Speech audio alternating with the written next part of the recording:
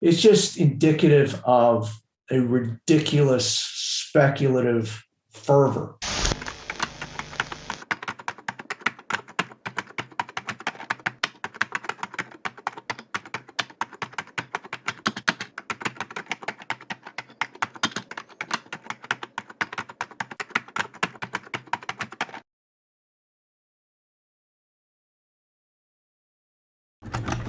So I think that there's just been a huge amount of speculation built into everything.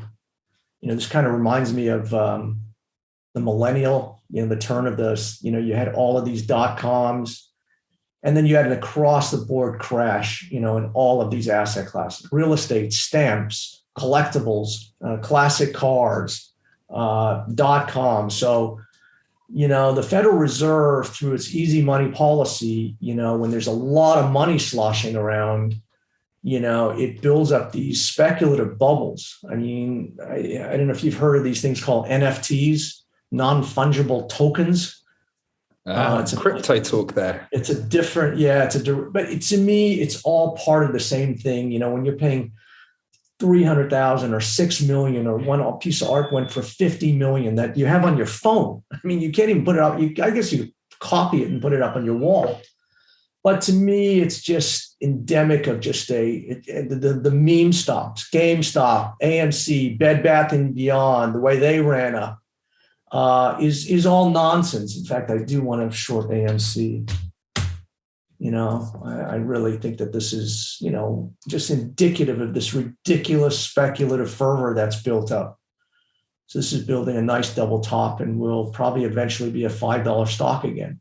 So you've just had this huge, when you see something go from $1 to $75 in a business that is a dinosaur business, that was a dinosaur business before COVID, and now this is, worth $30 billion business because they got some movie theater chains that nobody's going to anymore. It's just indicative of a ridiculous speculative fervor. Now, there's an old saying: the markets can stay irrational a lot longer than you can stay solvent. So even though I think this is going on, it can go on for a long time, and it has. But eventually the chickens come home to roost. Eventually assets have got to represent their true underlying value. This is not a $35 billion market cap business. And, GameStop, that has no business, but, has an idea that maybe they'll evolve into something. It's just crazy. Something goes from, $1 to $500. That to me is really this, you had this in 1929 where you have speculation and everything, and then the bubble bursts, and then it all just comes down to earth, comes down to reality. The question is not if, but when. And it could go on a lot longer. I mean, GameStop has gone on a lot longer. I thought here when it did a double top and it got here got to $40 at one point here, and I thought, well, it's over. And then it resuscitated, went back to 400, and you go, this is just insane. You can see the Qs are starting to drift again, made an attempt at the highs and are drifting. So I just feel that, the Federal Reserve has provided this punch bowl, this sea of liquidity where, real estate prices in my area have literally doubled in a year. And so at some point, this becomes unsustainable.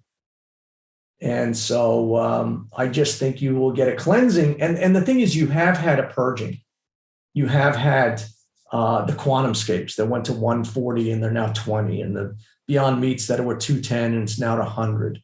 So you have had these, internal purgings, Plug Power, whatever, was 75 and now it's 25, and F-Cell. And, you have had these purgings, these cleansings within the thing. And so it's been inherently kind of healthy. The indexes have been going up because the Apples of the world, the Amazons, the Netflixes, these are real companies with real earnings, and they represent a majority of the indexes.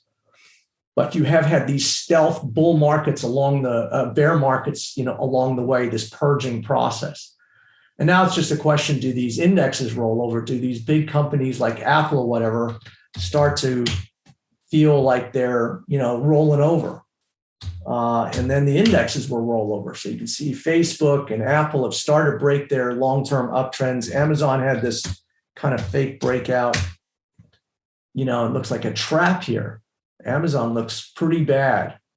You had the breakout, the double top, and now you kind of, come back into the range, which suggests that this is a bull trap up here and it's going to roll over. And so, I just think that we're setting the menu, setting the table for, certainly in the tech sector.